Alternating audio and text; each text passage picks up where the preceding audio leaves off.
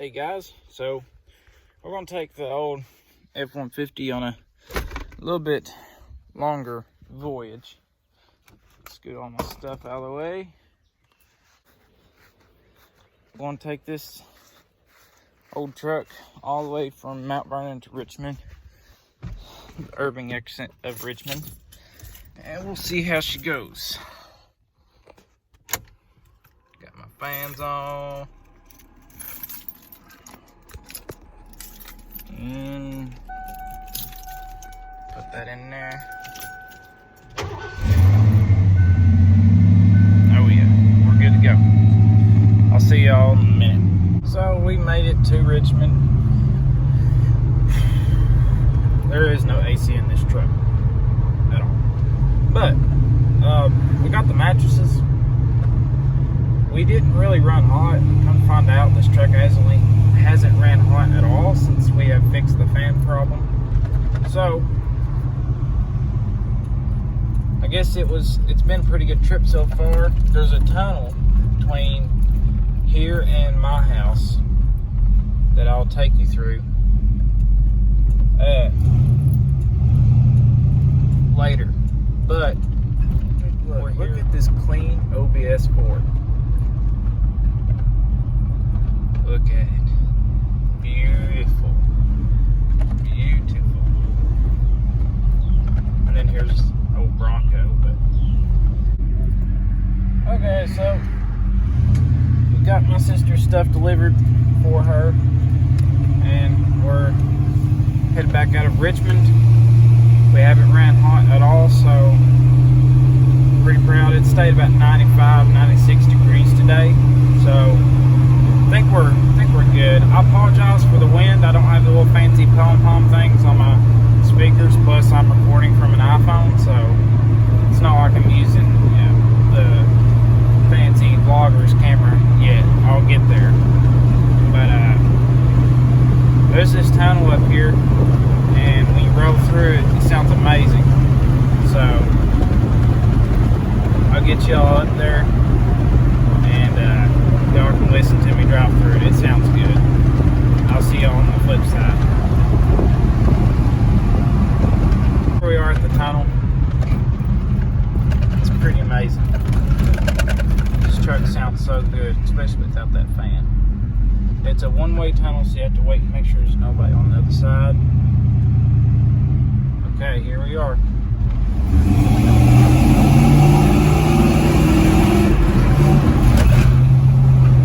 Sounds like a champ. Love it. Anyways, I'll see y'all when we get back home. We're out.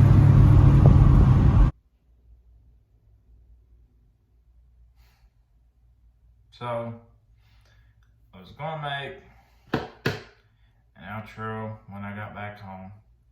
But when I got back home, I was exhausted. Then I got up the next day, was busy all day. And then I went to the dirt track again with D-Bull, my dad, and his little sister and her dude, and pretty fun. Then I got up the next morning, went to fire training. Trained from 8 to about roughly 3 or 4. Went home. Me and Dee both were exhausted, so we went to sleep. And that's when this was created. So, I've always been the type of dude to have a beard, right? If you know me, I've always had a full beard. I've been like that since I was, freshman. I was shaving as an 8th grader, and I started growing my beard out after my freshman year. So, that being said, you got the goatee going on for one reason only.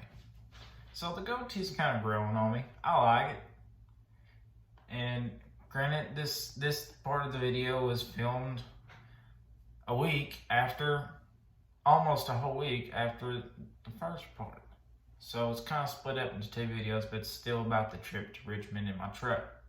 So to explain the goatee situation, since we got all that I'm sorry out of the way about all that. As a firefighter, which I'm just getting started. I'm not like a full-blown certified firefighter. It takes 150 hours in the state of Kentucky to be certified as a firefighter. So me and Debo are working on our 150. And so we got a good solid 16 hours in of rescue and survival and rescue, whichever way you want to put it, and over in Broadhead. So that was a blast. And I figured out whenever you go to do flashover, of course, you have to wear your mask. Flashover is basically when crap starts hitting the fan inside of a house when it's on fire, you need to know when to get out and it's not safe for you.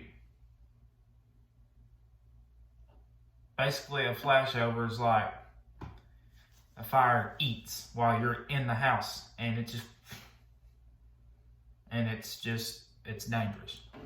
So I haven't done flashover training yet. They had it today in Laurel County, but I didn't go. I had stuff I had to do.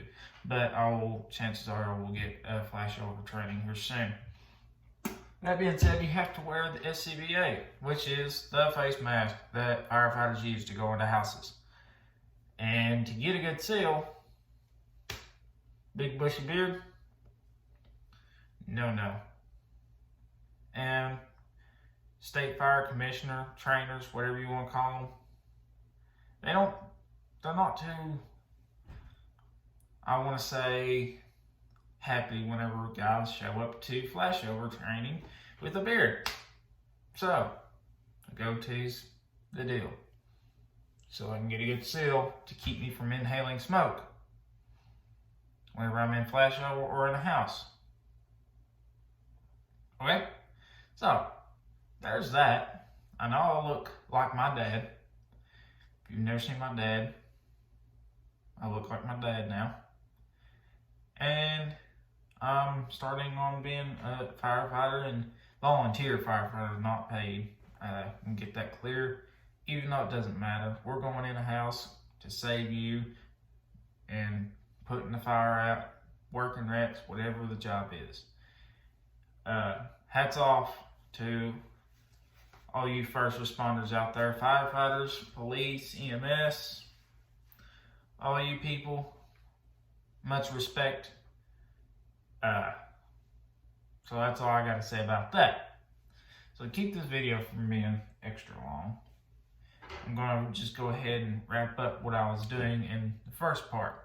So as you remember, a couple of minutes back, we passed that really nice OBS Ford. My truck is not the OBS, it's kind of OBS, but it's not. It's the brick nose. It doesn't have the OBS front end. It has the square headlight instead of the 3-piece. But in front of that OBS Ford was a Bronco, and that's what I'm here to talk to you today about. The new Ford Bronco.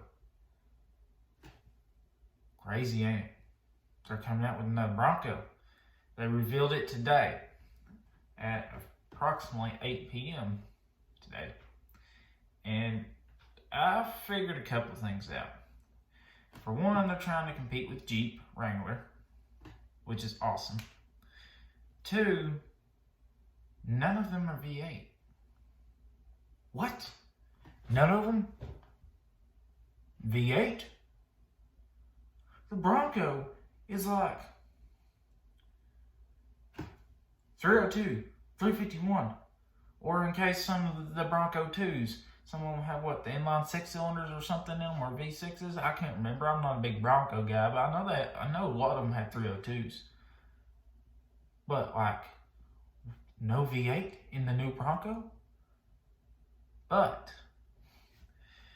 in the 2 and 4-door packages, if I'm not mistaken, you can have the 2.7 liter V6 twin turbo EcoBoost or the 2.3 liter inline 4 EcoBoost turbo, which is approximately the 4-cylinder, if I'm not mistaken, it's putting out about like 260 horsepower. The 2.7 V6 EcoBoost is putting over 300 horsepower out, which is insane. And here's the kicker. You can get them in a manual shift. Now the Sport Edition has like a 1.5 liter, something like that. It's just a smaller, more family friendly, seems like to be SUV. It's not a big powerhouse. Okay, the other two more of a off-road use. Some special suspension on the 2-door and 4-door edition rather than the Sport. Anyway, so that being said, crazy, ain't it? Now what I like I was going to mention the kicker, is you can get them in a manual, but you can also get them in a 10-speed automatic or a 7-speed manual. 7-speed, never heard of a 7-speed manual. I've heard of 6 speeds. I've heard of the big, however many gears, you know, semi-trucks have, but like 7-speed? I've heard of 5-speed or 4-speed. 4-speed Bulldog. I've heard of 3-speed on the Column or 2-speed Paraglide. But I've never heard of a 7-speed manual. That's crazy. So, that's pretty awesome. If I ever get money, I may eventually buy a Bronco. But that's like a dream. So, but they're pretty nice. I got to look, and they're a pretty good looking vehicle. A lot of people might think they're ugly, but they're pretty cool. And for the power they're putting out for such small engines, Ford is doing a very well job at that. But I'm pretty excited to see how those will turn out in the 2021 Broncos, made by Ford, and it's pretty cool. But y'all just talk about it, whatever. But I'm excited. So with that being said, and all this, to wrap this video up, it's been good. I'm exhausted. It's like 12 a.m. and I'm about to get into bed. So fire training was fun. If you ever get an opportunity to become a volunteer firefighter, try it. It's fun. If it's not for you, it's not for you. But it is fun. So this is Oblev on Oblev's channel. Thank you for watching, and we're out.